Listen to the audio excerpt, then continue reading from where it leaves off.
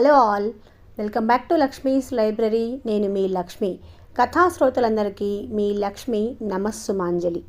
ఈరోజు మన ఛానల్లో ప్రారంభించబోయే కథా కుసుమం డాక్టర్ సి ఆనందరామన్ గారు రాసిన అనిత మొదటి భాగం నా మాటల్లో. ప్రియమైన అత్తయ్యకి, నేను రేపు బయలుదేరి మీ ఊరు వస్తున్నాను. అక్కడి మా పొలం వ్యవహారం పరిష్కరించుకునేంత వరకు మీ ఇంట్లోనే ఉంటాను. నమస్కారాలు. ఇట్లు నీ కోడలు అనిత. ఉత్తరం చదవటం పూర్తి చేసి మతిపోయిన దానిలా కూర్చుంది శారదమ్మ. ఏమిటమ్మా అది, ఎవరి దగ్గర నుండి? కుతూహలంగా అడిగాడు రాజారావు. ఉలిక్కిపడింది శారదమ్మ. అనిత రాసింది, ఇక్కడికి వస్తుందట. ఈ మాటలు వినగానే శారదమ్మ కంటే ఎక్కువగా ఉలిక్కిపడ్డాడు రాజారావు. అతని కనుబొమ్మలు ముడిపడ్డాయి. అనిత రాసిందా? ఇక్కడికి వస్తోందా? ఎందుకు? పొలం వ్యవహారాలు పరిష్కరించుకోవడానికంట. దానికి ఆవిడెందుకు రావటం? మామయ్య రావచ్చుగా. శారదమ్మ సమాధానం చెప్పలేదు. బేలగా చూసి ఊరుకుంది. మగవాళ్ళు చేసుకోవాల్సిన పనులకి తను తయారవటం దేనికి? అంతేలే, ఎవరి సంతానం మరి?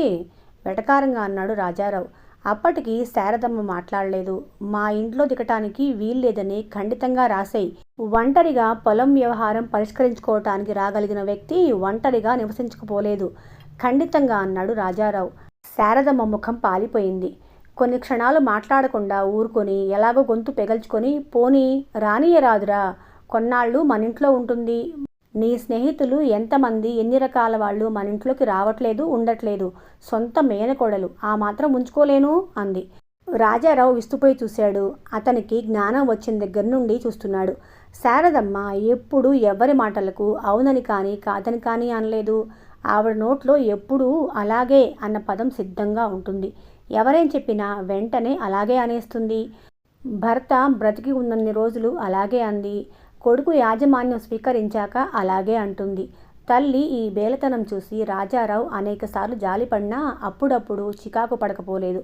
ముఖ్యంగా తండ్రి చేసిన అప్పుల జాబితాలు తలుచుకున్నప్పుడల్లా ఆ చిరాకు రెట్టింపు అవుతూ ఉంటుంది. తన తల్లి మరీ ఇంత అమాయకంగా అన్నింటికీ అలాగే అనకుండా ఉంటే తన తండ్రి ఇంత వ్యసనలోలుడై ఇన్ని అప్పులు చేసేవాడు కాదేమో. భర్తకు విధేయురాలై ఉండటము భార్య ధర్మం కావచ్చు, కానీ తన గృహాన్ని సరిగ్గా చూసుకోవటం కూడా గృహిణి ధర్మం కాదా? ఎల్లప్పుడూ అన్నింటికీ గానిగెద్దులాగా తల ఊపే తల్లి ఈనాడు స్వతంత్రించి ఇన్ని మాట్లాడేసరికి ఆశ్చర్యంగా చూశాడు. శారదాంబ ఏదో ఆవేశంలో అన్ని మాటలందే కానీ వెంటనే తన మాటలకు తనే ఆశ్చర్యపోయి భయంగా బేలగా కొడుకు వంక చూసింది. ఆ చూపులకు తట్టుకోలేకపోయాడు రాజారావు. సరే రమ్మన్ రాయి అన్నాడు పొడిగా. నీకు కష్టంగా ఉంటే నసుకుతూ ఉన్నట్లుగా ఆగిపోయింది శారదమ్మ. నాకు కష్టంగా ఉంటే ఉంటుంది. నాకు సాధ్యమైనంత వరకు నీ ఇష్టాన్ని కూడా గౌరవిస్తాను. నడిచిపోతున్న కొడుకుని వెనక నుండి చూచి లోపల నిట్టూర్పు పిడుచుకుని శారదాంబ. అంతా తండ్రి రూపమే, కానీ స్వభావాలతో ఎంత వైరుధ్యం. నాకు సాధ్యమైనంత వరకు నీ ఇష్టాన్ని కూడా గౌరవిస్తాను. ఎన్నాళ్లకు వింది తను ఇలాంటి మాట? మొదటి నుండి తనది సాత్విక స్వభావమే. వాదాలకు యుద్ధాలకు కాలు దువ్వటం ఏనాడు ఇష్టం లేదు. ఏదో సందర్భంలో భర్త అభిప్రాయానికి వ్యతిరేకంగా ఏదో చెప్పబోయింది. కస్సుమన్నాడు భర్త. బ్రతకడం ఎలాగో మాకు తెలుసు. ఈనాడు నువ్వు నాకు వచ్చి బోధించనక్కర్లేదు. నోరు మూసుకొని ఇల్లు చక్కదిద్దుకో. తను పైకి ఎంత కఠినమో మనసు అంత సున్నితం. ఆ రోజు మనసు తీవ్రంగా మదనపడింది. ఆ తర్వాత ఏనాడు ఏ సందర్భంలోనూ తాను కలిగించుకోలేదు.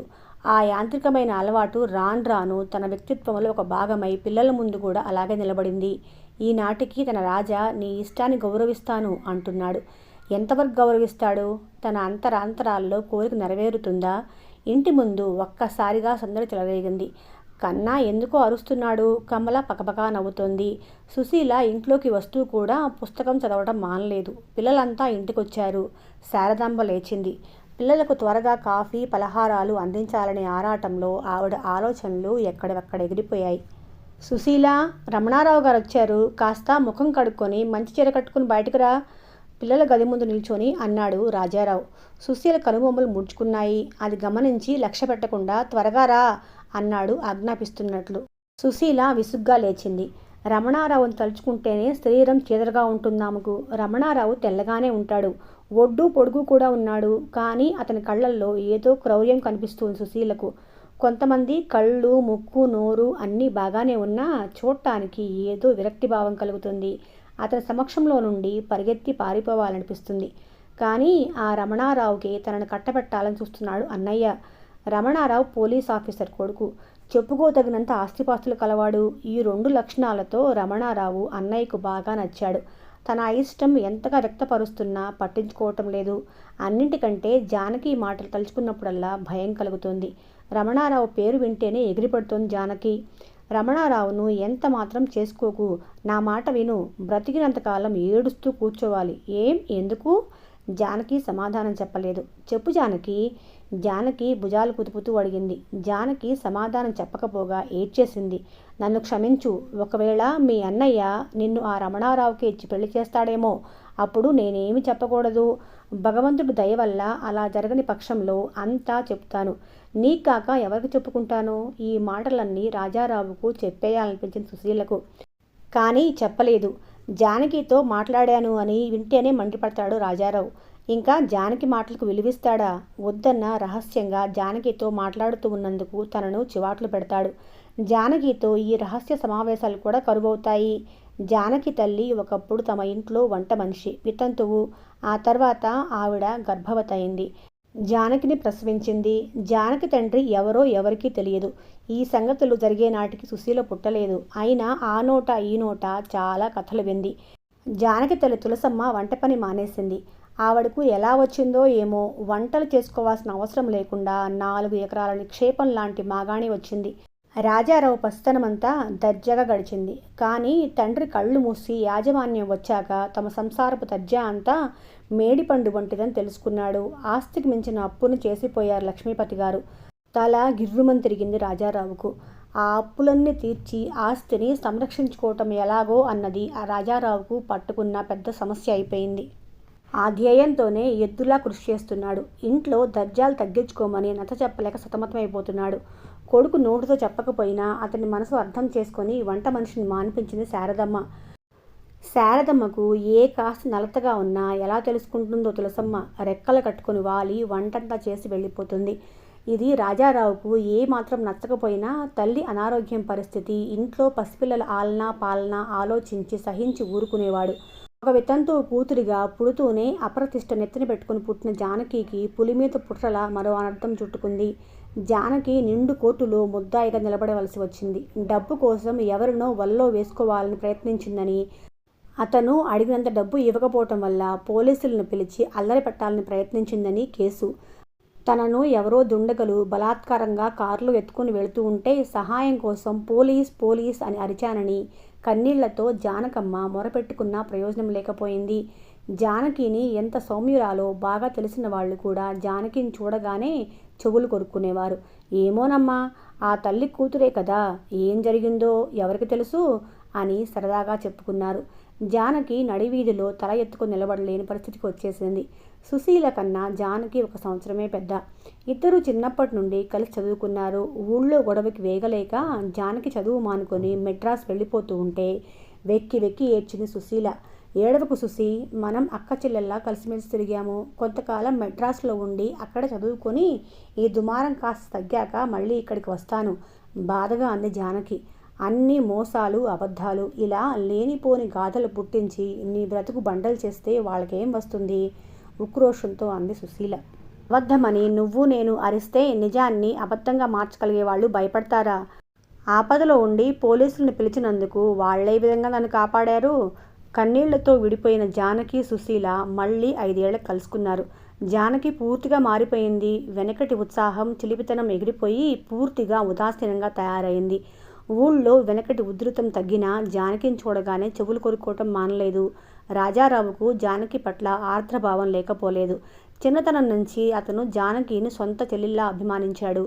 జానకిని దోషిగా అతని అంతరంగం ఊహించుకోలేకపోతుంది. కానీ జానకి అల్లరి పడింది. కోట్లకెక్కి పత్రికల పాలై నలుగురి నోళ్లలో నానింది. అతనికి అన్నింటికంటే తన కుటుంబ క్షేమం, సమాజంలో ప్రతిష్ట ముఖ్యం. ఆ కారణం చేత జానకితో మాట్లాడటానికి వీల్లేదని సుశీలను కఠినంగా శాసించాడు. పాపం జానకి రమణారావును గురించి చెప్పిన మాటలు సుశీల రాజారావుకు ఎలా చెప్పగలదు? నల్లని చీర కట్టుకొని తాటికాయంత బొట్టు పెట్టుకొని విసుకుని అంచుకునే ప్రయత్నంలో చికాకు ఎక్కువ కాగా హాల్లోకి వచ్చింది సుశీల. హలో సుశీలాదేవి, ఎంతో సభ్యతతో పలకరించాడు రమణారావు. అదేం పాపమో, రమణారావు ఏది చేసినా ఏం మాట్లాడినా కృతకంగానే అనిపిస్తుంది సుశీలకి. హలో అంది పొడిగా. నేనిప్పుడే వస్తాను. కావాలనే సుశీల రమణారావులను వదిలి వెళ్ళిపోయాడు రాజారావు. సుశీల మనస్సులో గుర్రుమంది. రాజారావు ఉద్దేశం అర్థం చేసుకున్న రమణారావు సుశీల వైపు తిరిగి చిరునవ్వు నవ్వాడు. సుశీల తిరిగి నవ్వలేదు, ముఖం తిప్పుకుంది. అన్న దగ్గర లేడు కనుక తన తిరస్కారాన్ని సాధ్యమైనన్ని విధాల ప్రకటించడానికే సిద్ధపడింది సుశీల. సుశీల్లో ఈ సంచలనం రమణారావు అర్థం చేసుకోలేకపోయాడు. కానీ సుశీల సౌందర్యం అతడికి పిచ్చెక్కిస్తుంది. అదీకాక రాజారావు ఆస్తిని గురించే తప్ప అప్పుల గురించి తెలియదు. రాజారావు లాంటి ఐశ్వర్యవంతుడు చెల్లెల్ని, అందాల రాశిని, సుశీలని ఈ తిరస్కారాలకు భయపడి వదులుకోదలుచుకోలేదు రమణారావు. మీరీ నల్ల చీరలో చాలా అందంగా ఉన్నారు. నాకు నలుపంటే ఇష్టం అన్నాడు. ఒళ్ళు మండింది సుశీలకు. నాకు నలుపంటే అసహ్యం. నాకు ఇష్టం లేని వ్యక్తుల దగ్గరకు విధిగా వెళ్లాల్సి వస్తే ఈ నల్లచీర కట్టుకుంటాను. తల తిరిగింది రమణారావుకు. ఎంతైనా సుశీల తన ఇష్టాన్ని ఇంత స్పష్టంగా ప్రకటిస్తుంది అనుకోలేదు. పాలిపోయిన రమణారావు అంతకు ఇంతకు నిరుత్సాహపడే రకం కాదు. సుశీల కోపాన్నంతా సరసం కింద మారుస్తూ ఆడవారి మాటలకు అర్థాలే వేరులే అన్నాడు చిలిపి నవ్వుతో. నిర్ఘాంతపోయింది సుశీల. అతని మీద చేతరింపు మరింత ఎక్కువైంది. అతని ముఖం చూడటం ఇష్టం లేక చేతికందిన విశ్వనాథ వారి చెలియలి కట్ట చదువుతూ కూర్చుంది. ఏమి చదువుతున్నారు? చెలియలి కట్ట. ఏం వస్తుంది ఆ పుస్తకాలు చదివితే? కూడు పెడతాయా, గుడ్డ పెడతాయా? కూడు గుడ్డ తప్ప జీవితంలో ఇంకేమీ లేవా? ఎందుకు లేవు? గుర్ర పందాలున్నాయి. ఎంత సరదాగా ఉంటుంది. వస్తే లక్షల్లో వస్తాయి, లేకపోతే చిప్ప చేతికి వస్తుంది. వస్తే వస్తుంది. జీవితంలో కష్టపడి సంపాదించి ఏనాటికి ఐశ్వర్యవంతులం కాగలం? అదృష్టం కలిసొస్తే ఇలాగే రావాలి. ఒకటి మర్చిపోతున్నారు. అదృష్టం అనేది మనల్ని వెతుక్కుంటూ రావాలి. మనం వెతుక్కుంటే దొరికేది కాదు. అదృష్టం సంగతేమో కానీ ఐశ్వర్యం మాత్రం మనం సాధించి పొందవలసిందే. ఆ మాటలతో ఆసక్తి లేని సుశీల తిరిగి పుస్తకంలో తలదాచుకుంది. నేను చదువుతాను పుస్తకాలు, కానీ ఇలాంటి చెత్త పుస్తకాలు చదవను. మంచి మంచి పుస్తకాలు చదువుతాను. పుస్తకాల్లో ఆసక్తి గల సుశీల చటుక్కుని తలెత్తి ఏం పుస్తకాలు అంది. ఖాతా పుస్తకాలు, పద్దు పుస్తకాలు, లాటరీ పజిల్స్, చెక్ పుస్తకాలు. పకపకా నవ్వింది సుశీల. అప్పుడే లోపలికి వచ్చిన రాజారావు సుశీల నవ్వు చూసి ఏమిటి నవ్వుతున్నావు అన్నాడు. మీ స్నేహితుడు అత్యంత ఉత్తమ సాహిత్యం అంటే ఏమిటో చెప్తా అన్నారు. వింటే నవ్వాగలేదు. ఏమిటి? ఖాతా పుస్తకాలు. రాజారావు పెదవులపైన చిరునవ్వు విరిసింది. సుశీల గడియారం చూసుకొని విముక్తి పొందిన దానిలా లేచి, అన్నయ్య, నేను సంగీతం క్లాస్కి వెళ్ళాలి, టైం అవుతుంది అంది. వెళ్ళిరా అన్నాడు రాజారావు. ఎందుకండి ఆడపిల్లలకు సంగీతం? కూడు పెడుతుందా, గుడ్డ పెడుతుందా? అంతకన్నా ఇంట్లో పని పాటలు నేర్చుకుంటే మేలు. రాజారావు ముఖం గంభీరంగా కావటం చూసి తను పొరపాటుగా మాట్లాడాలని నొచ్చుకున్నాడు రమణారావు. సుశీల్ సహించలేకపోయింది. లలిత కళ్ళు కూడు గుడ్డ పెట్టవు నిజమే, కానీ మనసుకు ఒక మధురమైన ఆనందాన్ని కలిగిస్తాయి. గుర్ర పందాలు, లాటరీలు తప్ప మరొకటి తెలియని వాళ్ళకి ఆ ఆనందం అర్థం కాకపోవటంలో ఆశ్చర్యం లేదు. అది వాళ్ళ దురదృష్టం. సుశీల అన్నాడు రాజారావు మందలిస్తున్నట్లు. సుశీల మాట్లాడకుండా అక్కడి నుంచి వెళ్ళిపోయింది. ఆ రోజే అనిత వస్తుంది. శారదమ్మ ఒకటే హడావుడి పడుతుంది. చాలా రోజుల తర్వాత ఆవిడ మనసు ఉత్సాహంతో ఉరకలు వేస్తోంది. శారదమ్మకు దగ్గర దగ్గర సంవత్సరం క్రితం జరిగిన సంఘటన గుర్తుకొచ్చింది. తలవంతలంపుగా వచ్చిన అన్నం చూసి ఆశ్చర్యపోయింది శారదమ్మ. పిచ్చిదానిలో చూస్తున్న శారదమ్మను చూసి ఆప్యాయంగా తలనిమురుతూ, నేనే శారద, ఏమిటలా చూస్తావు అన్నాడు దయాశంకర్ నవ్వుతూ. అన్నయ్య, నువ్వేనా? వచ్చావా? ఎన్నాళ్ళకు కనిపించావు? పెదవులపై చిరునవ్వు, కళ్ళల్లో కన్నీళ్లు చిందిస్తూ అంది శారదమ్మ. ఎప్పుడో వచ్చేవాణ్ణి, మీరు రానిస్తే. శారదమ్మకు కలుక్కుమంది. సమాధానం చెప్పలేనట్లుగా తల వంచుకుంది. దయాశంకర్ ఒక ఆంగ్లో ఇండియన్ యువతిని ప్రేమించి పెళ్లి చేసుకున్నాడు. ఆ రోజుల్లో అది బంధువర్గంలో పెద్ద దుమారం రేపింది. భార్యను తీసుకొని చెల్లెలి ఇంటికి వచ్చాడు దయాశంకర్. లక్ష్మీపతి వీధి వేసేసి, నేను పరువు ప్రతిష్టలతో బతుకుతున్నవాణ్ణి. నీ ఇష్టం వచ్చినట్లు నువ్వు ఊరేగు, నా ఇంట్లోకి మాత్రం అడుగుపెట్టకు, నా బతుకు బదారుపాలు చేయకు అన్నాడు. తనదైన వ్యక్తిత్వం ఏనాడో చంపుకున్న శారదమ్మ బొమ్మలా నిలబడిపోయింది. తన భార్యతో వీధిలోంచి తిరిగి వెళ్ళిపోయిన దయాశంకర్ 20 ఏళ్ల తర్వాత తిరిగి ఆ ఇంటికి వచ్చాడు. వదినను తీసుకువచ్చావా? మీ వదిన నీకు అస్సలు తెలియదు కనుక ఈ ప్రశ్న అడిగావు. ఆవిడకెంత ఆత్మాభిమానమో తెలుసా? ఆ కంఠంలో ప్రాణం ఉండగా తనను అవమానించిన ఇంట్లో అడుగు పెడుతుందా? ఆవిడను పైలోకానికి సాగనంపాకే ఇక్కడికి వచ్చాను. ఈ మాటలంటున్నప్పుడు దయాశంకర్ కంఠం సన్నగా వణికిన, పెదవులు మాత్రం నవ్వుతూనే ఉన్నాయి. శారదమ్మ ఈ మాటలు విని నిజంగానే నొచ్చుకుంది. తన అన్నగారి జుట్టు అంతగా నెరిసిపోవటానికి, ముఖం బాగా ముడతలు పడిపోవటానికి వృద్ధాప్యం కారణం కాదని అప్పుడు అర్థమైంది. అయ్యయ్యో అన్నయ్య, పాపం నీకు దయాశంకర్ చెయ్యి ఎత్తి చెల్లెల్ని వారించాడు. శారదా, ఆగాగు. ఇప్పుడు నేను వచ్చింది పరామర్శలు చేయించుకోవటానికి కాదు, పెళ్లి సంబంధాలు వెతకటానికి. శారదమ్మ పిచ్చిపట్టిన దానిలాగా చూసింది. ఏమిటి పెళ్లి సంబంధాలా? నువ్వు మళ్ళీ ఈ వయసులో? విరగబడి నవ్వాడు దయాశంకర్. పిల్లనిచ్చేవాడుంటే నేను చేసుకుంటాను, కానీ పెళ్లి సంబంధాలు వెతకవలసింది నాకు కాదు, అనితకి. అనిత ఎవరు? ఓ, నీకు అసలు ఏమీ తెలియదు కదూ. అనిత నా కూతురు, బంగారు బొమ్మ. ఫోటో చూడు. అనిత ఫోటో శారదమ్మకిచ్చాడు దయాశంకర్. ఎంత బాగుంది, అచ్చం హిందువుల అమ్మాయిలాగా ఉంది. ముచ్చటపడింది శారదమ్మ. అవును, దానికన్నీ మన అలవాట్లే వచ్చాయి. నేను రోజాని పెళ్లి చేసుకున్నప్పుడు అందరూ నీకు పిల్లలు పుడితే పెళ్ళెలా చేస్తావు అని భయపెట్టారు. ఆ మాటలు రోజాతో చెప్తే రోజా నవ్వేసి మనలాగే వాళ్ళు ప్రేమించి పెళ్లి చేసుకుంటారు అనేసింది. అదే బాగుందని ఇన్నాళ్ళు నిశ్చింతగా ఉన్నాను. ఈ అనిత ఉందే, ఇది నా ప్రాణం తీసింది. ఏం, ఎవరిని ప్రేమించింది? భయంగా అడిగింది శారదమ్మ. పకపకా నవ్వాడు దయాశంకర్. ప్రేమిస్తే బెంగదేనికి? సుఖంగా అది కోరిన వాడికిచ్చి పెళ్లి చేసేవాడిని. అది ఎవరినీ ప్రేమించలేదు. నీ ఇష్టం నానా, నువ్వు ఎవరిని చేసుకోమంటే వాళ్ళని చేసుకుంటాను అంది. ఎంత మంచి పిల్ల, మురిసిపోయింది శారదమ్మ. మంచిదా? రణగొండిరాలుగాయ. ఇప్పుడు నన్నేం చేయమంటావో చెప్పు. చచ్చినట్లు సంబంధాలు వెతుకుతున్నాను. ఈ ఊళ్ళో ఒక సంబంధం ఉందని విని వచ్చాను. పెళ్లి కొడుకు. దయాశంకర్ మాట పూర్తి కాకుండానే రాజారావు వచ్చాడు. ఇతనెవరు? ఆశ్చర్యంగా అడిగాడు దయాశంకర్. మా పెద్దబ్బాయి రాజారావు. లా పాస్ అయ్యి ఈ ఊళ్ళోనే లాయర్గా ప్రాక్టీస్ చేస్తున్నాడు. ఇటు పొలం పనులు కూడా వాడే చూసుకుంటున్నాడు. వీడి తర్వాతది సుశీల, చదువుకుంటుంది. దీనికి పెళ్లి చేయాలనుకుంటున్నాము. సంబంధం ఇంచుమించు కుదిరినట్లే. ఆ తర్వాతది కమల, 4th ఫారం చదువుతోంది. ఆఖరివాడు కన్ని, 2nd ఫారంలో ఉన్నాడు. బాగుంది. రాజారావునే చూస్తూ ఆలోచిస్తూ అన్నాడు దయాశంకర్. రాజా, ఈయన మీ మామయ్య. రాజారావు దయాశంకర్ని ఎన్నడూ చూడకపోయినా అతని గురించి విన్నాడు. నమస్కారం చేసి అత్తయ్య గారిని కూడా తీసుకొచ్చారా అన్నాడు మామూలు మర్యాద సూచకంగా. ఆహా, పర్వాలేదోయ్, మాకంటే మీరే నయం. మీ నాన్న మమ్మల్ని వీధిలోంచే వెళ్ళగొట్టాడు. నువ్వు ప్రేమగా అత్తయ్య గారిని కూడా తీసుకురమ్మంటున్నావు. ఈ మార్పు చూసే అదృష్టం ఆవిడికి లేదయ్యా. పైలోకానికి వెళ్ళిపోయింది. I'm sorry. That's all right. మీ ఆరోగ్యం బాగుందా? దివ్యంగా ఉంది. శారదా, ఒక దివ్యమైన ఆలోచన. మన రాజారావుకి అనితనిచ్చి పెళ్లి చేస్తే. రాజారావు, శారదమ్మ ఇద్దరూ తెల్లబోయారు. ఇదిగోనయ్యా, మా అనిత ఫోటో చూడు. నిర్లక్ష్యంగా కింద పడేయాలనుకున్న రాజారావు ఆ ఫోటో మించి కొన్ని క్షణాల వరకు చూపులు తిప్పుకోలేకపోయాడు. అప్రయత్నంగా దాన్ని జేబులో వేసుకున్నాడు. మేనల్లుడు అని నీకేం లోపం చెయ్యను. వాళ్ళమ్మ తన డబ్బు ₹1,00,000 అనిత పేర బ్యాంకులో వేసింది. అది ఆమె కుటుంబం కోసం తప్ప మరే సందర్భంలోనూ వాడకూడదని గట్టి నియమం చేసింది. ఆలోచించుకుని సమాధానం చెప్పు. శారదమ్మ కళ్ళు మెరిశాయి. ఆవిడకు అన్నగారంటే మొదటి నుంచి చాలా ఆపేక్ష. ఆ ఆంగ్లో ఇండియన్ వదిన గారు పోనే పోయింది. అనితను తన కోడలుగా చేసుకుంటే 2 కుటుంబాలు కలుస్తాయి. తమ కుటుంబానికి ఒక అండ ఏర్పడుతుంది. కానీ రాజారావు ముఖం మాత్రం గంభీరమైంది. క్షమించండి, మీ అమ్మాయిని నేను చేసుకోలేను అన్నాడు. తెల్లబోయాడు దయాశంకర్. అదేమిటయ్యా, అమ్మాయి నచ్చలేదా? ఫోటోలో కంటే చాలా బాగుంటుంది. అవును, నిజమే. అంత అందమైన అమ్మాయిని ఎక్కడా చూడలేదు. మరి ఇంకా కట్నం కావాలా? కట్నానికి నేను ఆశపడటం లేదు. ఇంకేమిటి నీ అభ్యంతరం? కొంప తీసి ఎవరినైనా ప్రేమించావా? చిన్నతనంలోనే బాధ్యత మొత్తం నెత్తిన పడి ప్రేమించడానికి తీరిక లేకుండా పోయింది మామయ్య. దయాశంకర్ పకపకా నవ్వి, మరి ఎందుకు కాదంటున్నావు? కారణం చెప్పు అన్నాడు. ఒక ఆంగ్లో ఇండియన్ యువతి కూతుర్ని నేను పెళ్లి చేసుకోలేను. ఇందాకటి నుంచి మాటల్లో అంత సంస్కారం వలకబోసి.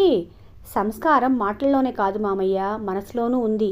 ఎవరైనా ఇలాంటి పెళ్లి చేసుకుంటే మనసారా అభినందిస్తాను. భలే సంస్కారం, హేళనగా అన్నాడు దయాశంకర్. అవును, కొన్ని సంస్కారాలు భలేగానే ఉంటాయి. ఒక కుటుంబానికి యజమానిగా నా బాధ్యతలు గుర్తించే సంస్కారం కూడా నాకుంది. నేను మీ అమ్మాయిని పెళ్లి చేసుకుంటే నా చెల్లెళ్లకు పెళ్లి కావటం కష్టం. మన సంఘం ఈనాటికి కబుర్లలో ముందుకు దూకుతున్నంత కార్యాచరణలో ముందుకు దూకటం లేదు. ఆగండి, మీరనబోయేది నాకు తెలుసు. మీ డబ్బు, హోదా సహకరిస్తాయంటారు, కానీ అది నాకు ఇష్టం లేదు. దయాశంకర్ ముఖంలో హేళన ఎగిరిపోయింది. వాత్సల్యంగా రాజారావు వీపు తట్టి, శభాష్ అని శారదమ్మతో, ఆణిముత్యం లాంటి కొడుకుని కన్నావు శారద అన్నాడు. ప్రశంసకు శారదమ్మ పొంగిపోయినా రాజారావుని కాదంటం నచ్చలేదావిడికి.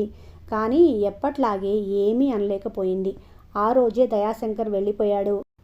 సరిగ్గా సంవత్సరం తర్వాత అనిత్ దగ్గర నుంచి ఈ ఉత్తరం. అనిత చాలా అందంగా ఉంటుందట. అనిత వచ్చాక రాజారావుకి నచ్చితే వాళ్ళిద్దరికీ పెళ్లి జరిగితే ఇలా తీయగా సాగిపోతున్నాయి శారదమ్మ ఆలోచనలు. అటు రాజారావుకు ఇంచుమించు ఇలాంటి ఆలోచనలే వచ్చాయి. అనితని చేసుకోమని మామయ్య తన్ను అడిగాడు. తను కాదన్నాడు. అనిత ఫోటో తనకు చూపించినట్లే తన ఫోటో కూడా అనితకు చూపించి ఉండవచ్చు. ఆ ఫోటో చూసి తనను ఎలాగైనా ఆకర్షించాలని వస్తోందా అనిత? స్కూటర్ మీద స్టేషన్కి వెళ్ళిన రాజారావు ఎంతో ఆతృతతో ప్రతి కంపార్ట్మెంటు గాలించాడు. తను ఫోటోలో చూసిన ఆ సుందరమూర్తి ఎక్కడా కనిపించలేదు. ఒక్క క్షణం నిరుత్సాహంతో డీలా అయిపోయాడు. తనకు కలిగిన నిరుత్సాహానికి తనే ఆశ్చర్యపోయాడు రాజారావు. తనకు తెలియకుండానే తన మనసు అనిత రాక కోసం ఇంతగా ఎదురు చూస్తోందా? రాజారావు స్కూటర్ చప్పుడు వినగానే ఇంటిల్లపాది బిలబిల్లాడుతూ బయటకొచ్చారు. అందరూ ఒక్కసారే అనిత ఏది అని అడిగారు. రాలేదు. అందరి ముఖాల్లోనూ నిరుత్సాహం స్పష్టంగా కనపడింది. శారదమ్మ మరీ దిగులు పడింది. రాలేదా? ఎందుకు రాలేదు? బాగుంది, నాకెలా తెలుస్తుంది? చిరాకు పడ్డాడు రాజారావు. ఆ చిరాకు ఎదురు చూసిన అనిత రానందుకని తెలియని శారదమ్మ అనిత రావటం రాజారావుకి ఇష్టం లేదని భావించి లోపల నొచ్చుకుంది. అంతలోనే ఇంటి ముందు కారాగింది. కారులోంచి దేవలోకం నుండి దిగి వచ్చిన అప్సరసల అనిత దిగి నిల్చుంది. అప్రయత్నంగా ముందుకు 2 అడుగులు వేశాడు రాజారావు. అనిత ముఖంలో వికాసం శారదమ్మకు ఆశ్చర్యం కలిగించినా సంతృప్తిని ఇచ్చింది. అనిత శారదమ్మ దగ్గరకు వచ్చి పాదాలకు నమస్కారం చేసింది. అనిత రూపురేఖలకే మురిసిపోతున్న శారదమ్మ ఈ చర్యతో మరింత పొంగిపోయింది. అనితను ఆశీర్వదించి లేవనెత్తింది. నువ్వు రాలేదనుకుంటున్నాం అంది. రాకుండా ఎలా ఉంటాను? మిమ్మల్ని అందరినీ ఎప్పుడెప్పుడు చూద్దామా అని ఆరాటపడుతున్నాను. ఈ మాటలు అనిత ప్రత్యేకంగా రాజారావును చూస్తూ అంది. రాజారావు కళ్ళు మెరిశాయి. చిరునవ్వుతో గర్వరేఖ తొంగి చూసింది. అనిత సుశీలను కన్నీని పేరు పేరున పలకరించింది. వదినా, నువ్వు వచ్చినందుకు నాకు చాలా చాలా సంతోషంగా ఉంది మనసారా అంది సుశీల. బావకు మాత్రమే కాస్త కష్టంగా ఉన్నట్లుంది. రాజారావు వంక కొంటెగా చూస్తూ అంది అనిత. లేదు లేదు, నాకు సంతోషంగానే ఉంది. బంధువులు ఇంటికి వస్తే ఆదరించగలిగే సంస్కారం నాకు లేకపోలేదు.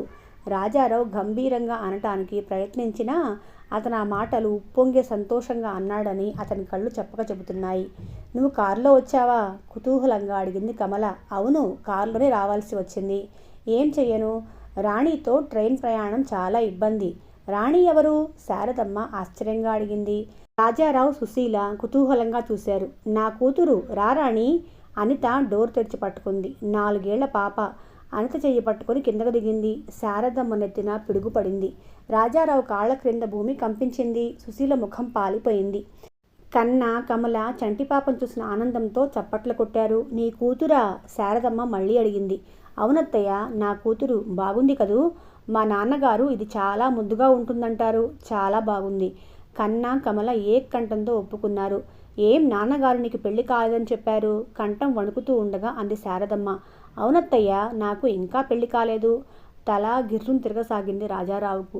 సుశీల వణికే క్రింది పెదవిని మునిపంటితో నొక్కి పట్టుకుంది. మరి కూతురెలా పుట్టింది? అయోమయంగా అడిగింది శారదమ్మ. పకపకా నవ్వింది అనిత. ఇంత వయసొచ్చి పిల్లలెట్లా పుట్టారని అడుగుతావా అత్తయ్య? ఆ వయసులో శారదమ్మ సిగ్గుతో చితికిపోయింది. పెళ్లి కాకుండా తల్లి కావటమే కాక తన సంతానాన్ని చేత్తో పట్టుకొని నిర్లక్ష్యంగా నవ్వుతున్న ఆ సుందరమూర్తిని పిచ్చిపట్టిన వాడిలా చూశాడు రాజారావు. ఆ పాపకు తండ్రి ఎవరు? అతని కంఠంలో పలికింది క్రోధమో అయోమయమో అసహ్యమో సరిగ్గా అర్థం కాలేదు. అది చెప్పగలిగే స్థితిలో నేనుంటే నాకింత ప్రయాస దేనికి? సమయం సందర్భం కుదరగానే మీకందరికీ అన్నీ చెప్తాను. అంతవరకు నన్నేమీ అడక్కండి. మీరు ఇంట్లో ఉండటానికి వీల్లేదు. లోపలికి వెళ్ళబోతున్న అనిత రాజారావు కఠోస్వరం విని ఆగిపోయింది.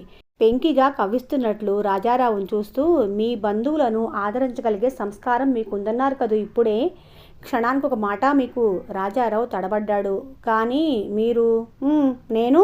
నడుం మీద చేతులు అంచి విలాసంగా నవ్వుతూ నిర్లక్ష్యంగా చూస్తున్న ఆ మధురమూర్తిని క్షణకాలం మైమరి చూస్తూ నిలబడిపోయాడు రాజారావు. పకపకా నవ్వింది అనిత. రాజారావు ఉలిక్కిపడి లజ్జపడ్డాడు. ఆ రాణి ఎవరో, అనితతో ఎందుకుందో, ఈ కథలో ఎవరెవరికి ఎప్పుడెప్పుడు తెలుస్తుందో చూద్దాం ముందు ముందు. మన ప్రయాణం కొనసాగుతూనే ఉంటుంది. ఆ కొనసాగింపులో మీ సపోర్ట్ చాలా అవసరమండి. సో దానికోసం మన ఛానల్ను తప్పకుండా సబ్స్క్రైబ్ చేసుకోండి.